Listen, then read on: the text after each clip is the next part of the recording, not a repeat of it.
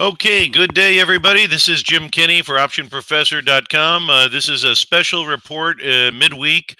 I'll have a regular report on Friday. And today, of course, would be the 12th of June, 2019. As I start every broadcast to disclose that past performance is not necessarily indicative of future results, and short-term trading and option trading involves substantial risk of loss.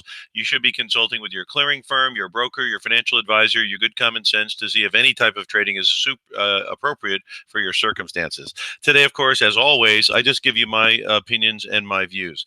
New listeners, I would like to just introduce myself. I'm Jim Kinney, graduate of Boston College, been in the investment arena for decades, and I've conducted hundreds and hundreds of seminars throughout the nation on the uses and the risks of options, from the use of using them for limited risk speculation, as well as cash flow strategies like covered call writing and hedging tactics, which is what I'm going to be talking about here today. Okay, the reason I'm doing this special broadcast is the market did go up towards that 29.50 area. Again, those who've been listening to me, I've been telling you my opinion has been when we hit the 23.50, we were way underneath the 200-day average, which was 27.50. I thought we'd snap back towards that, which we did. We went through that, and I upped my targets to the all-time highs around 29.50 with a possible overshoot of 3,100. Well, we hit the bottom area of my sell zone, and then we've turned down, and then we've come back up towards it again, and now we're turning down.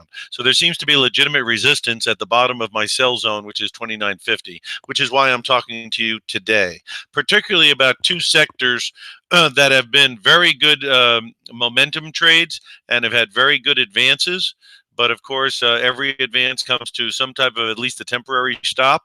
And I think it's possible that that could be happening here. So that's why I'm giving the broadcast to discuss the concept of hedging.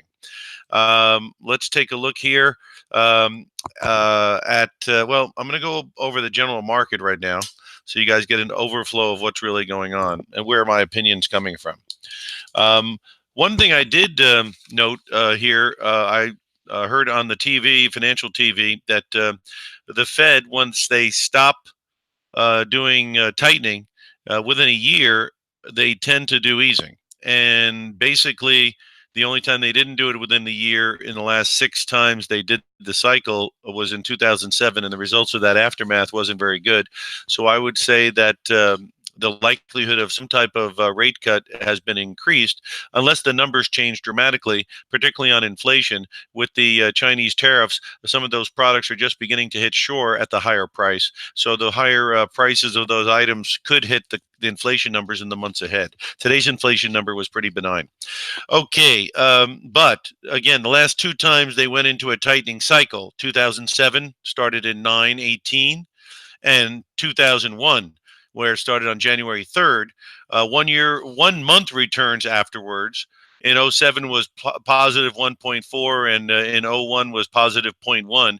But within the year, the next year, the effect was minus 20% in '07 and minus 14% in '01 after they initially started their easing cycle. So with that as a backdrop, people are looking at 1995 and 1998. We're on a 1, 3, and a 1 month, 3 month, and a 1 year basis. When they started their easing cycles, stocks did very, very well on a 1, 3 month and 1 year basis. So everyone's hanging their hat that this is going to be like 95, 98, not like the last 2 cycles. We'll have to see who's accurate on that. At any rate, I was looking at some of the situations here, but I'm going to give you a little background first, okay? All right. SPX, let's get the symbol up there. There we go, SPX.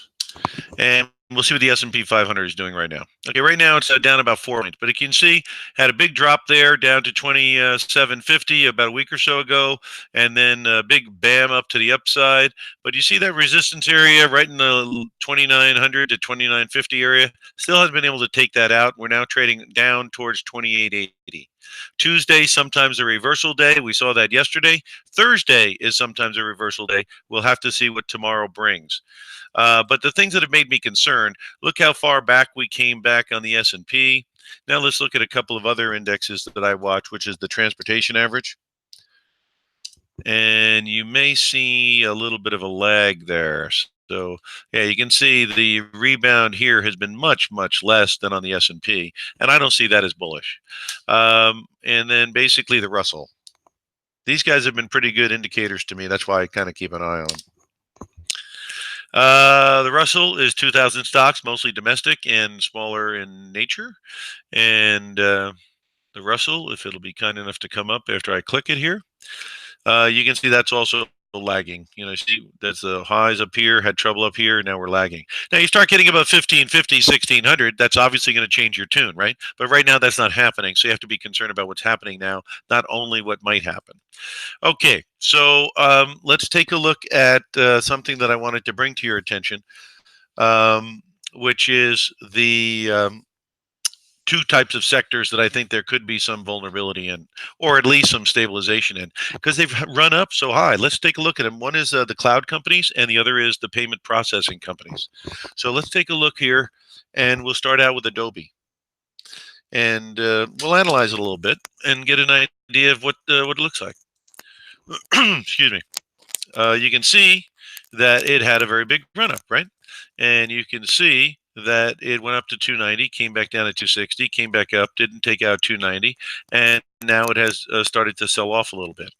The volume has not been that tremendous on the rebound, as you can see down the bottom. And so basically, the thought would be, and the PE ratio is at 51 according to the screen, so it's not a cheap stock, but a lot of these companies do trade at high multiples. At any rate, somebody who might have been in there at 200 that now sees it at 290 area, might consider protecting some of those gains. A couple of different strategies that one might consider would be buying a put, and that's where you buy the right to sell at a certain price for a certain period of time. If you're up $90 or $80 on a stock and you put up $5 to hedge it, at least if it starts to roll over and if it were to take out 260, you would have protected your equity while it was still up. Now, if the market doesn't drop, you lose the put premium. Not unlike when you buy car insurance for 6 months. If you don't get into an accident, you will lose the premium. And if you do get in an accident, you'll exercise your right to have insurance. Here, if it goes down, you could obviously exercise your right to sell at the striking price, whichever one you pick.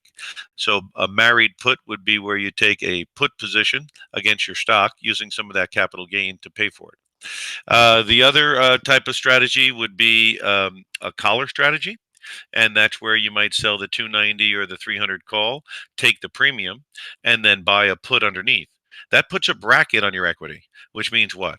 Which means it has upside potential to the strike price that you choose on the call, and it's got downside risk that is limited to where the put premium is, where the striking price is on the put. So it gives you a little bit of a window of risk reward that's set up. And then another way to do things would be you would liquidate some stock and then replace it with a limited risk call, maybe at something like whatever you choose. But that gives you the right to buy, but the premium might only be $5 or $6 or $7, whatever you choose, or even less if you're going to do a short-term deal. And basically, if it goes down, you'll lose the premium, but all that other money that you sold out on will be in your pocket. So replacement calls, married puts, and collars are three ways to approach this type of a thing. Now let's take a look at Adobe on a situation here now. We've got some of the tail of the tape here. The volume on Adobe has been drying up. Why is that? Well, I don't know why it is, but I can tell you the 50-day moving average is 2.2 million shares a day, ballpark, and then 3.3 million on a 200-day. So it's obviously been skinny on the advance. Second thing is the high was made at 291 on April 29th, so we've been over a month and a half almost where we haven't made a new high. And then, of course, the moving averages are still positive, but the 254 is pretty far under the 290 that it hit. That's $40 above it almost. That's a pretty, a little bit overbought, and we're still 20 bucks, 25 bucks above it now.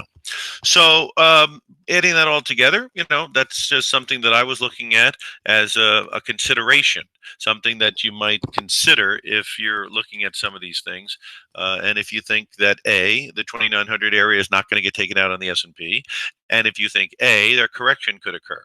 If you think those type of things, this is some way of trying to take some positive steps to protect your equity. All right, let's turn to another one here. And this one was in the news here recently, and it is Salesforce. And let's see what Salesforce is doing here today. Salesforce is up about $1, but as you can see, it went up towards that high area of 165 area where the 52-week high is a few times, and it just tried to go up there now, and then it has a pullback. Now, they got involved with a Tableau with an all-stock deal, and some people are viewing that as a very positive on Salesforce, that the company that acquired would accept stock rather than cash. And so some people are finding it very bullish, and others are saying that the P ratio over 100 and the company's performance, while it has been very good, when you're at 100 to 1 P ratio, it has to be darn good because that's a high evaluation. So if you thought that this 170 area won't be getting taken out for a while, and you got into it at a lower price of 100 or 120. Obviously, you might want to protect some of those gains. Again, that might be something to consider. Let's take a look at the internals on that a little bit and see if there's anything that could give us a little bit of a hint on what's going on there. Short interest is not very big, so you can't count on a lot of short covering. The volume, again, it has dried up a little bit in the last 50-day average versus the 200-day. And basically, it made its high on same day, April 29th, which coincidentally, a lot of these cloud stocks may have made their high at that time, and they haven't taken out their high in a while. And so, again, nothing grows to the sky, and it could be a situation where there could be some ways or moderate activity. Be careful for tomorrow, because sometimes you get a reversal back to the upside, and if it does get a reversal back to the upside, see how it does in the 155 to 165 region. See if it's going to fail up there or not. But this would be the neighborhood to try to protect your equity, not after or if it does a decline. All right, give it another cloud one here, and OKTA. And on this one here, another one that had a very big run up from 41 bucks to 133. I guess that's a pretty big run up. And it has come off just a little bit.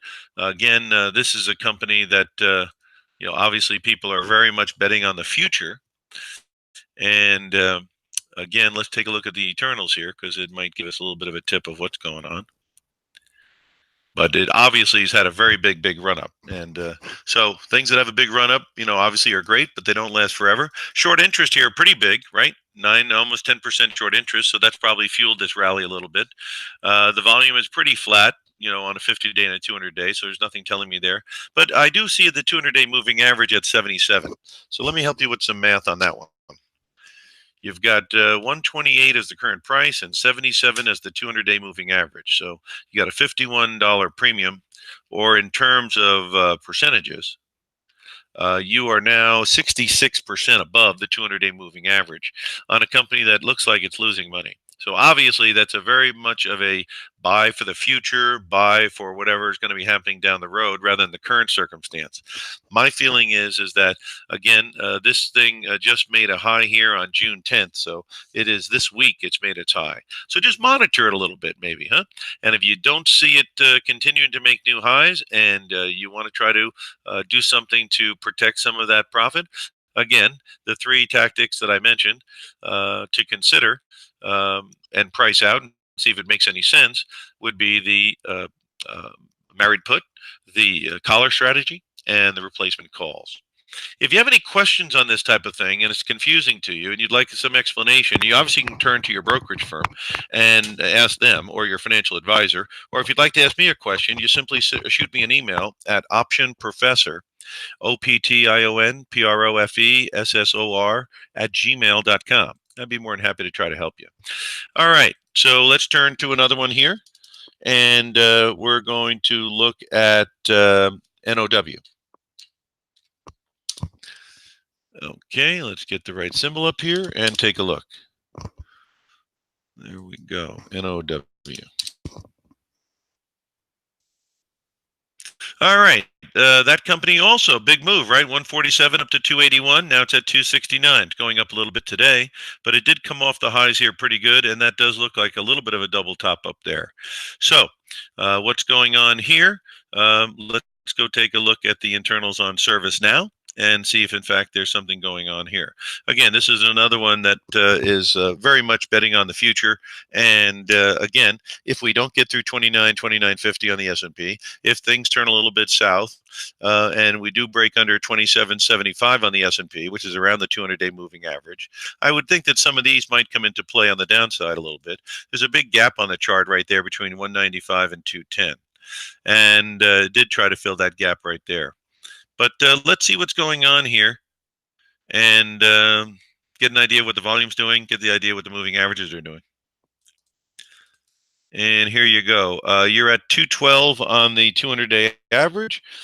You've been as high as 281 on May 16th. And so we've been about a month since we made a new high.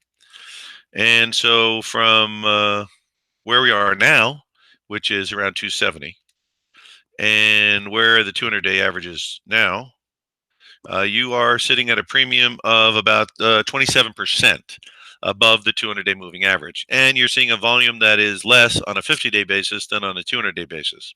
So is there a potential for some sideways or selling off here if the market overall runs into some headwinds here? You've got this G7 G20 meeting. There seems to be some aggressive talk regarding tariffs if he doesn't show up and this type of thing. So yeah, a lot of volatility could be ahead one way or the other.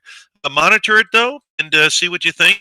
And I just wanted to bring it to your attention because these things have had a big run and they seem to have stopped making new highs. And of course, sometimes that's a precursor to consolidation or a pullback, particularly if they're extended.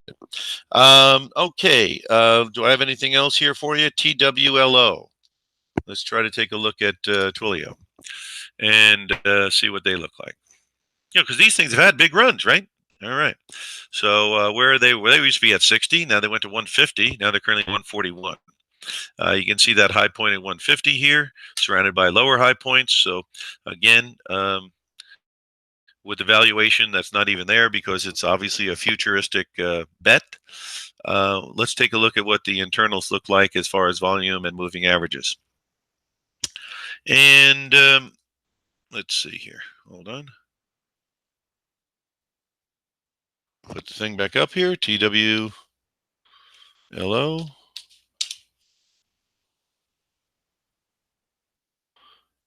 And get you the internals here. Okay, and we're back at it, and it's 142 now, and you can see the 52-week low. 52-week is 53, so we have a triple here. And let's take a look at what it looks like here. Okay, so you got short interest at 9%. That's pretty high short interest. Again, that explains some of the rally maybe as well. The moving average is at 103. You're at 142. So 142 minus your 103. Where is it at versus the averages? And it is at about a 39% or so premium to the 200-day moving average. My view is that's a little bit on the extended side. So a discussion about hedging or protecting your gains a little bit doesn't seem to be out of order. Again, nobody knows where these prices go. So it could be going to 200 tomorrow, or it could be having a correction. But real money is real money, and speculation is speculation. With regards to the volume, pretty flat. So, nothing really telling you much there. But, when you get 20, 30, 40, 50, 60% above the 200-day average, my experience is that in some cases you do get a pullback. Not always, but sometimes you get a little bit of a pullback. And again, hedging or protecting your equity when it's way up makes more sense than after it's come down, right? All right, let's look at some of the payment companies here. They had been going up quite a bit too. And so let's see what Visa is doing right now. And Visa today is up a little bit. It hit 172. So this is a neighborhood here because it is obviously gone up from 120 to 172. P ratio 36, according to my screen. If the market is not going to get through 2900, 2950, if the market is going to take out 2775 on a correction, and again, we'll probably know that in the next 2 to 3 weeks at the latest, after this meeting at the latest. But this is the time to start looking into or discussing the concept. And so you made the high here just this week, right? So obviously it's very close to its all-time high. Where are we as far as the moving average is concerned? This one is not tremendously overbought. 170 minus 146 is not too bad. It is, in terms of overdone, about 16%. But this is a mammoth company. Look how many, $372 billion company. So that kind of company that is 16% above its 200-day average. And look at the volume. 6.7 million shares on a 50-day basis, 8.9 on a 200-day. So it's making this rally on lower volume. So again, I don't think I'm out of school to at least mention the concept of hedging and mention the concept of investigating it at this point, and see if you, in your opinion, think it's appropriate. But the numbers there, are a little extended, and if we're going to break down, they're very extended. So keep an eye on it. With regards to another one is MasterCard, of course. And on MasterCard, it is currently trading at trading at 262, and it made its high up at 269 probably this week, and it's coming off a little bit. P ratio they're a little on the rich side, maybe. No dividend to speak of. And how far has it come? 171 to 269 is a pretty good run. So let's take a look at the internals on it and see what we can find. Okay, what we find here is that short interest is nothing to speak of. And then we're looking at the moving average at 217. And today we're at, where are we at exactly here? 262. So 262 minus your 216. Divided into your 216, and there you're 21% over the 200-day average, which in my view, in my opinion, is a little bit extended. So this would be something that would be vulnerable if the market is going to roll over, I think. Now, again, the volume here a little lighter than it is on a 200-day basis. And, basically the high was made this week. So these payment processors made highs this week. The question is, are they going to hold their highs? And that's why if I own them, I would be watching them, and I would be considering doing something to protect my gains if, in fact, I thought that the market might roll over. Last one on the payment processors is going to be the PayPal. And on PayPal, what are you looking at? Let's see. Let's get MasterCard off of there. Hold on here. 1, 2. And then hit it, and then we're okay. Okay, PayPal. And on PayPal, you are looking at a company that obviously also went way up here, 117. And now it's at 114. Look at the low is 74. But if you look back further, I mean, it's had a pretty good run here. Now, what's it look like? This one has a 61 P ratio, so that doesn't sound like an inexpensive company valuation-wise. But of course, there's big futures to these companies that have these P ratios, and that's what people are betting on. Okay, so where are we here? We are at a high that was made this week at 117, and we're at a 93 on the 200 average. And so you are looking at a premium of what about 20 bucks? Yep. And so 20 divided into 93 gives me the premium, and that gives me a number of 21%. So you're 21% above the 200-day average. You're at the all-time high. We tried to bang through 2,900, 2,950. We don't seem like we're doing a great job of it. That could change tomorrow because Thursday is sometimes a reversal day. But if it doesn't change and we go and we have a poor result out of the G20 situation, then again, there can be a change in the climate. And if there's a change in the climate, these ones that are way above their 200-day averages, I think would be candidates that could possibly get some profit taking in there. So that's why I wanted to bring those to your attention. Now, there is a couple of Chinese companies I wanted to bring to your attention. They also have payment situations going that they're involved in. But there's a lot of noise coming out of China that they could also have some contraction in their GDP, and so they could need a lot of stimulus, and they want to get their domestic thing going. But let's take a look at BABA, and let's see if there's anything going on there that might be worthwhile. Okay. I thought it was a very good bargain down at 130 area because then the 200-day average was up around 170. So obviously, when you're down at 130 and the 200-day average is 170, I'm looking for something that's going to go back toward it. Now let's see what it looks like if we shape it up looking at the numbers. To me, looking at the chart, if it can get above 170, close that gap, that would be back on the bicycle. Let's see what the moving averages are telling us. P ratio looks pretty reasonable compared to others anyway. And that 150 mark looks like some support, no doubt. So let's take a look at what that looks like. Yeah, you got the moving averages in a positive mode, but the market's underneath its moving average because it recently just dropped from 200 to 150. Is that drop a buying opportunity? Again, getting above 162, which is the 200-day average, would be very helpful. Getting above 170, which is the 50-day average, would put these inverted averages back in the positive sign because you want them above 170 and 162 if you want these averages to continue to matriculate to the upside. You can't have these averages matriculate to the upside trading underneath both of them. That's the danger sign right now. Obviously, a line in the sand here might be the 150 mark. But again, with all the news risk and all that type of stuff going on, it's a little bit of a tough time. But I'll tell you, on a long-term basis, this is a company that has payment processing over there, and it is obviously a huge company at 420 billion. And so, if there's a future in China, there's got to be a future for BABA. The other one is Tencent, and let's see what you got here. TC.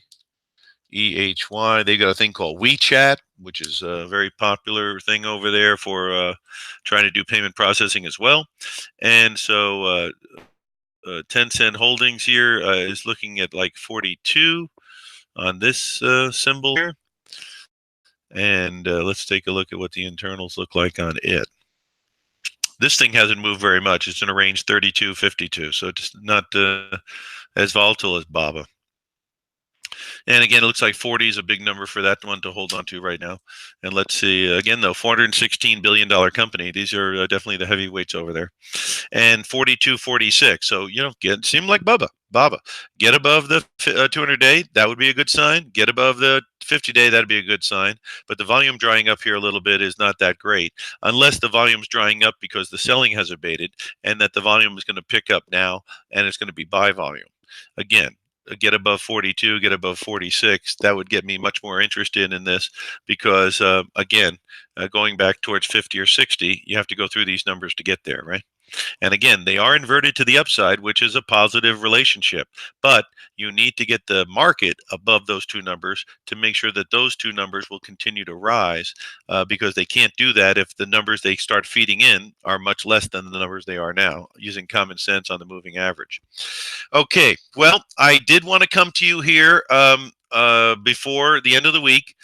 Thursday again, tomorrow could be a very volatile day because sometimes it's a reversal day one way or the other. But again, we did enter that sell zone of 2,900, 2,950. That's the bottom of my red zone as far as the market is concerned. My red zone for selling was going to be 2,950 to 3,100, and we did hit the bottom of the red zone and turn down. So I thought it would be worthwhile to give you this information, talk a little bit about how to hedge, and again, hedging through married puts, hedging through collar strategies, and hedging through the replacement calls. If you have questions on this, again, you guys got firms you work with, but if you'd like to talk to me directly, simply shoot me an email. OptionProfessor, OPTION, Professor, PROFESSOR at gmail.com, and basically you can shoot me an email anytime you'd like. Be love to give you a hand if I could. Again, this is Jim speaking to you on a Wednesday with a special report, and I'll be with you on Friday for my regular report. If you have friends or associates that are interested in learning more and would like to take advantage of the information that I try to provide and put it into their mix of what they do to try to make up their mind on things, feel free to give them the website OptionProfessor at .com, and you can get the link, and they can get the link so they can join in for the next broadcast coming up this Friday. Until then, good luck and good trading. Keep educating yourself, and be careful out there as we go into this period of time ahead with the meeting. It could be an increased volatility period. Have a good day.